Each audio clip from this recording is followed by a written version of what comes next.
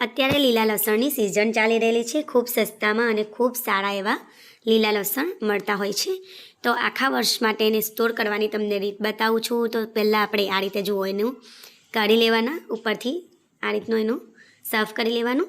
આ રીતે મેં 1 કિલોગ્રામ જેટલું લસણ લીધેલું છે લીલું, એની ઉપરનું આ રીતનું બધું સાફ કરી લઈશ. છરી વડે આ રીતે જુઓ કટ કરી અને આ રીતે આપણે કાઢી લેવાનું.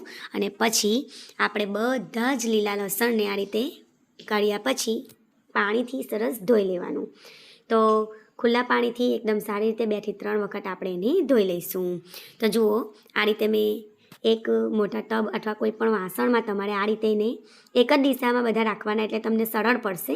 આ રીતે સરસ ધોઈ લેવાનું, જેથી એમાં કોઈ પણ માટી હોય, કોઈ પણ ધૂળ વગેરે હોય, કારણ કે એ માટીમાં થતું હોય છે એટલે એમાં થોડી ઘણી માટી તો હોય જ છે. તો એને આ રીતે તમારે સરસ સાફ કરી લેવાનું. પછી એને સાફ કર્યા પછી સરસ ધોઈ નીતાળી અને એક ડોલ ઉપર અથવા એક વાસણ ઉપર આપણે એને મૂકી દેવાનું, જેથી એનું બધું જ જે એમાં પાણી હોય એ નીકળી જાય. તો જો આ રીતે મેં ધોયા પછી પણ ડાયરેક્ટ નળના પાણીથી પણ થોડુંક ધોઈ લીધેલું. નીચે ટબનું પાણી તમે જુઓ થોડું તમને ધૂંધળું દેખાતું હશે. તો હવે ધોઈ અને આપણે એને નીતરવા માટે મૂકી દઈશું. આ રીતે આપણે પાણીને નીતાળ્યા પછી સરસ કોરા થઈ જાય.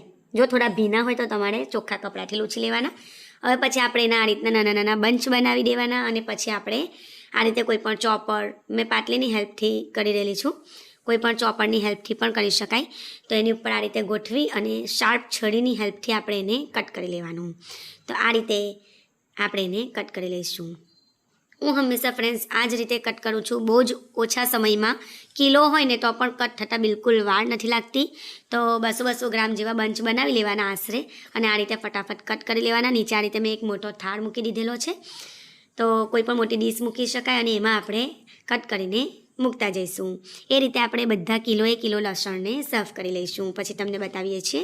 તો જુઓ, આ રીતે મેં સર્વ કરી લીધેલું છે. હવે આપણે એને બેગમાં પેક કરીશું. તો હું હંમેશા પેક કરવા માટે જીપલોક બેગ અથવા આવી દૂધની કોથળીઓ મળતી હોય છે, તો એ લાવું છું. તો બને ત્યાં સુધી હું સફેદ કલરની કોથળી, એટલે કે આડપાડ જોઈ શકાય એવા કલરની કોથળીનો ઉપયોગ કરું છું. તો આ રીતે આપણે એમાં આપણી ઈચ્છા પ્રમાણે ભરી લેવાનું. તો આ કિલો છે તો એમાં હું એક કોથળી કરીશ, 3 થી 4 કોથળી કરી શકાય, 2 કોથળીમાં પણ કરી શકાય. પણ જો હું આ રીતે અડધી કોથળી ભરીને પછી આ રીતે ગાંઠ કરી દઉં છું એમાં. અને એરટાઈટ હવે આ સીલ થઈ ગયેલું છે. તો હવે એને ફ્રીઝના ઉપરના ભાગમાં એને આખા વર્ષ સુધી સ્ટોર આરામથી કરી શકાશે. તમે પણ જરૂરથી ટ્રાય કરજો. તો ફ્રેન્ડ્સ, તમે પણ ટ્રાય કરજો. આ બહુ જ સરળ રીત છે લસણને સ્ટોર કરવા માટેની.